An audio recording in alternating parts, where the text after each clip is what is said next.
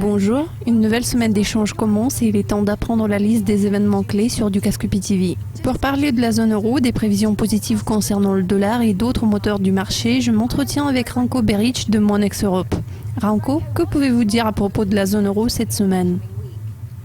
Je crois que d'ici la fin de la semaine, nous aurons un certain soulagement concernant l'euro. Les tests sévères de crise de liquidité organisés par la BCE n'ont pas été si mauvais que ça. Oui, certainement, il y a des banques et il y en aura encore beaucoup qui devront mobiliser des capitaux. Pourtant, en général, les résultats sont satisfaisants. Donc, l'événement clé de la fin de cette semaine, c'est la masse monétaire de la zone euro.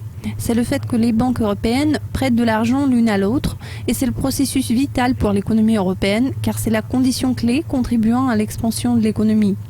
Ces données sont parues ce matin. En toute logique, d'ici la fin de la semaine, nous aurons plus de clarté par rapport à l'euro car nous apprendrons l'IPC allemand jeudi et l'IPC de la zone euro vendredi. Quels sont les moteurs clés de la semaine prochaine ? La semaine à venir nous promet d'être classique en termes des données.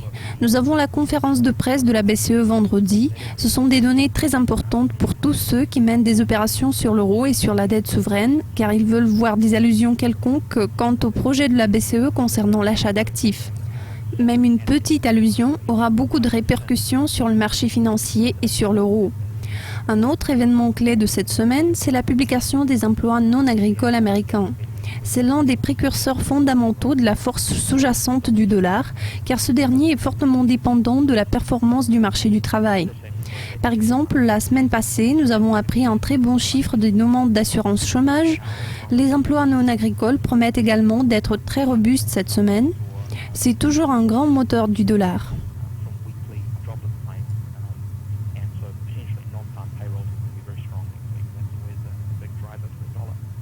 Quelle perte de devises devrait être surveillée de près cette semaine ?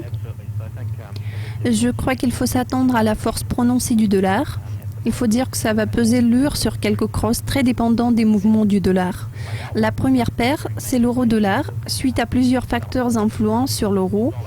Ensuite, c'est le yen japonais, car nous avons la conférence de presse de la Banque du Japon vendredi, ainsi que le rapport sur l'inflation japonaise. La BCE envisage davantage de mesures de relance de la part de la Banque du Japon, donc c'est la perte du dollar yen. Finalement, c'est le dollar CAD, car on attend avec impatience le discours du gouverneur de la Banque du Canada, Stephen Poloz, qui est censé avoir de l'impact.